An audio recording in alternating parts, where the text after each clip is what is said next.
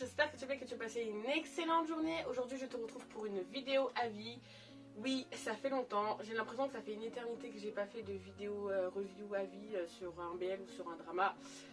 Je crois que ça fait peut-être 2 à 3 mois que j'ai pas fait d'avis, donc ça me fait un peu bizarre de retourner au début. Je vais te donner mon avis sur le drama thaïlandais horreur Girl From Nowhere. C'est parti.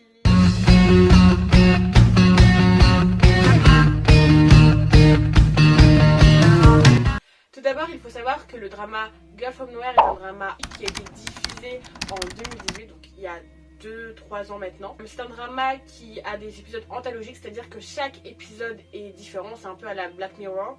Cependant, on a l'épisode 6 et 7 et l'épisode 12 et 13 qui sont en 2 parties. Mais sinon, à part ça, chaque épisode est totalement différent et tu peux aller voir l'épisode 5 sans forcément avoir vu l'épisode 1.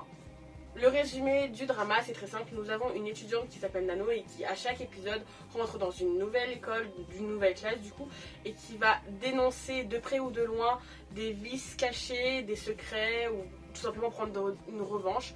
Et à chaque fois qu'elle sera là, elle va dénoncer des choses, que ce soit la bêtise humaine, la corruption, l'hypocrisie, le viol, la violence, l'argent, la cupidité et encore plein d'autres choses. Étant donné que c'est un drama qui a des épisodes totalement différents, je ne pourrais pas non plus trop te parler des personnages sans risque de te spoil. Je vais te parler du personnage de Nano maintenant, plus en détail. Il y a énormément de choses à dire sur ce personnage-là, je pense. Le personnage de Nano qui est joué par Kitty est tout simplement un personnage qui est très très badass, très très sombre. C'est un antagoniste plutôt qu'un protagoniste, je dirais. Des fois, elle va juste pousser d'autres personnes, que ce soit des élèves ou des professeurs, à commettre l'irréparable. Elle va juste exacerber et accentuer les vices de certaines personnes. Personne aussi très très malicieuse, manipulatrice, très très charismatique, très très intelligente. C'est un personnage qui ne va pas du tout avoir peur d'aller droit au but et qui ne va pas avoir peur des conséquences. Nano, c'est un personnage qu'on va, au fur et à mesure du drama, aimer, qui va en même temps nous faire éprouver un malaise.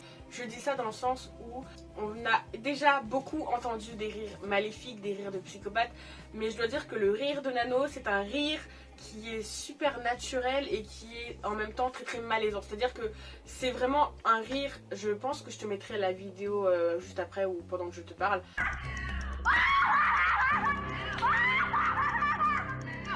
C'est vraiment un rire qui nous met directement pas très bien et en même temps qui est juste super naturel et super réaliste d'une certaine façon. C'est un vrai rire de psychopathe et ça c'est ce que j'ai beaucoup aimé. Et c'est aussi l'une des choses qui fait partie de son caractère et qui est maintenant iconique. Alors je suis vraiment désolée pour la luminosité. De toute manière, si tu as suivi mes vidéos réactions, tu sais très bien que je ne commande pas le soleil et que à chaque fois que je fais une vidéo, le temps n'est pas forcément avec moi. Je veux dire maintenant les choses que j'ai beaucoup aimé avec ce drama. Donc c'est un drama où ça va être beaucoup de thrillers, que ce soit des épisodes où on va dire tout va être sous forme de subtilité. On a aussi 2 ou 3 épisodes où on a une dose de surnaturel mais sur du réalisme. Je sais pas si c'est compréhensible, mais que ce soit pour l'épisode du mur de la colère, donc épisode 6 et 7 qui est en 2 parties, où l'histoire de base de ces épisodes, sans vraiment trop te spoiler, c'est qu'il y a une personne qui se met à écrire sur un certain mur et que tout ce qui est écrit sur ce mur-là se réalise, tu vois.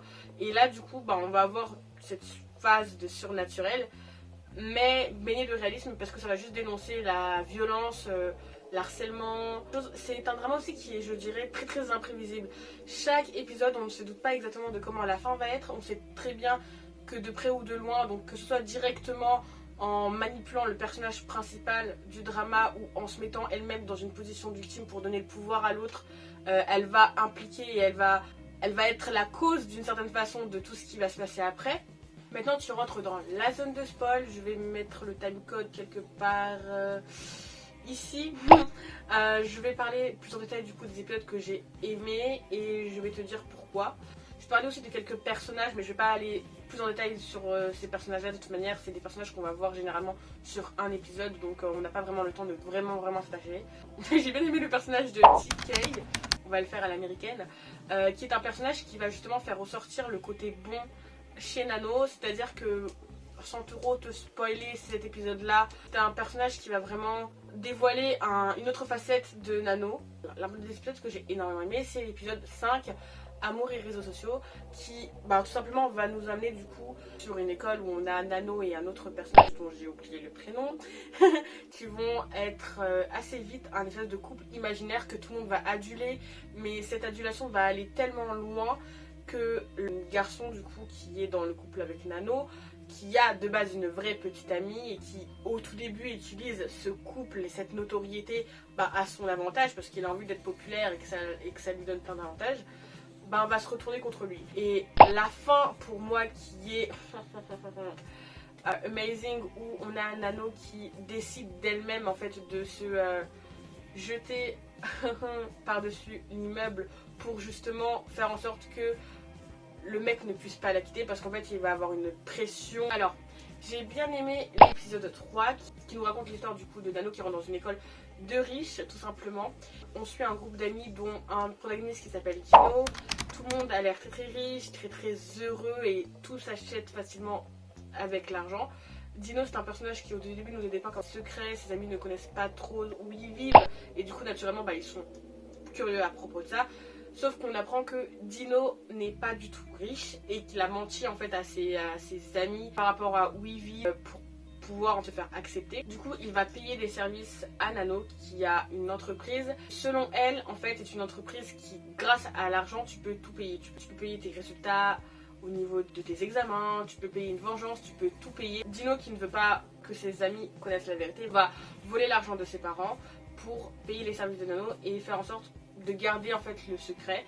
Nano va l'emmener dans une magnifique maison sauf que ce qu'il ne sait pas c'est que les servants qui vont s'occuper de la maison sont tout simplement les parents de Dino.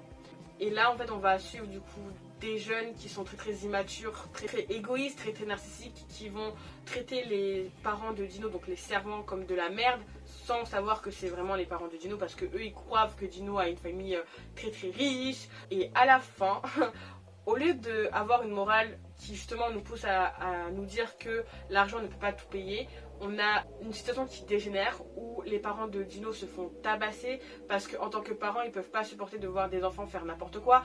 Dino a laissé faire et à la fin tout a été réglé avec une somme d'argent. Et c'est justement ça cette morale là, c'est à dire que des parents qui se sont fait tabasser par des enfants, qui se sont fait humilier, ont accepté de leur silence pour de l'argent en fait. C'est-à-dire qu'à la fin ils ont juste accepté l'argent pour comme dédommagement et puis c'est tout. Un autre épisode que j'ai beaucoup aimé c'est l'épisode 11, classement du coup, qui est un épisode où on va atterrir dans une école qui classe ses élèves du plus beau au moins beau, sachant que les 20 je crois, il me semble que c'est ça, les 20 ou 10 premiers élèves les plus beaux donc ont des avantages, ont une maison attitrés, ont des mets délicieux, donc il y a vraiment cette différence de classement de par la beauté et de par les notes.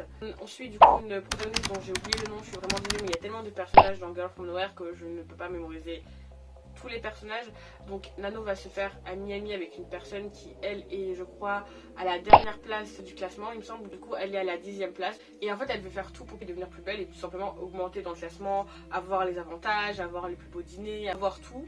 Et à la fin elle va dégringoler. Cet épisode dénonce beaucoup de choses.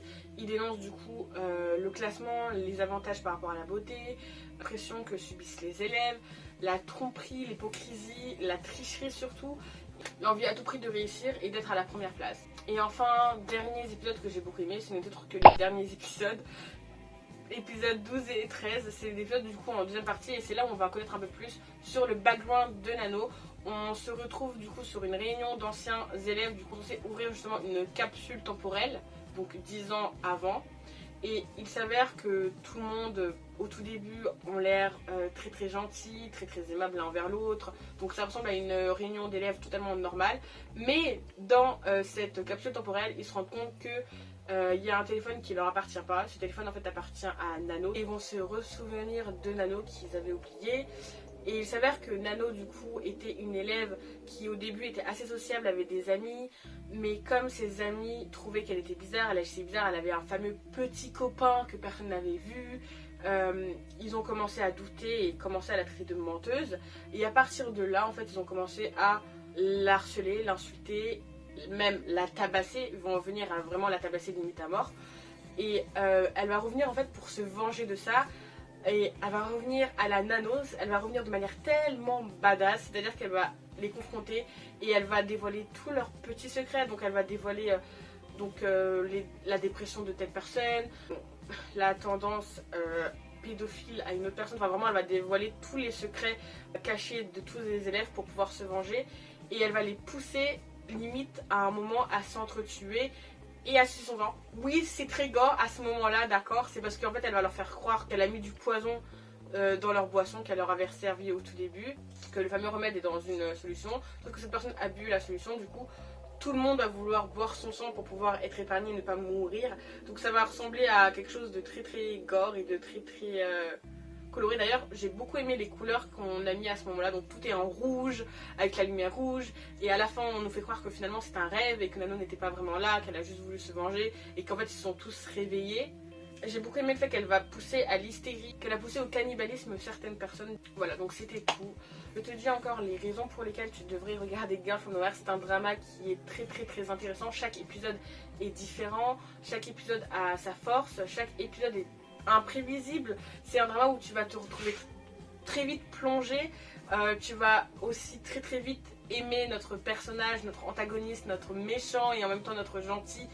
Nano, ses mimiques, sa psychopathie si je puis dire, et chaque histoire, je pense que c'est vraiment un drama qu'il faut regarder. C'est un drama qui va dénoncer aussi énormément de choses. Par contre, je te conseille de ne pas forcément avoir peur du sang parce que on a des épisodes où on n'a pas beaucoup de sang, mais on a des épisodes où on a une marée de sang. Voilà, je te conseille vraiment de le regarder pour toutes ces choses et pour son originalité aussi. J'espère que ma vidéo t'a plu, n'hésite pas à t'abonner si tu veux plus de contenu ou plus de vidéos, n'hésite pas à commenter et à me dire si tu as aimé ou pas et à me dire les prochains dramas que tu veux que j'aborde dans une prochaine vidéo avis, que ce soit BL, horreur ou romance, je le lirai avec impatience et surtout n'oublie pas une chose, je suis sûre que tu es une personne incroyable et que tu peux le faire car moi je crois en toi. Bye bye.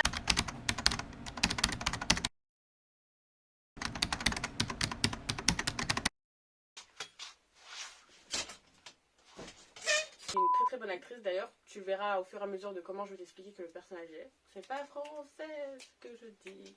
Pourquoi je ne peux pas parler français? Ouais. Et au cannabilis, qu'elle va pousser au cannibalisme. J'ai bien aimé le personnage de Tekei. J'ai bien aimé le personnage de TK. Je ne sais pas du tout comment on prononce son prénom. Waouh, là je crois que tu me vois. J'étincelle tel le rayon de soleil de ta vie. Je crois là, je brille tel le soleil. Sunshine, sunshine, sunshine, ooh. Sunshine, sunshine, sunshine, ooh.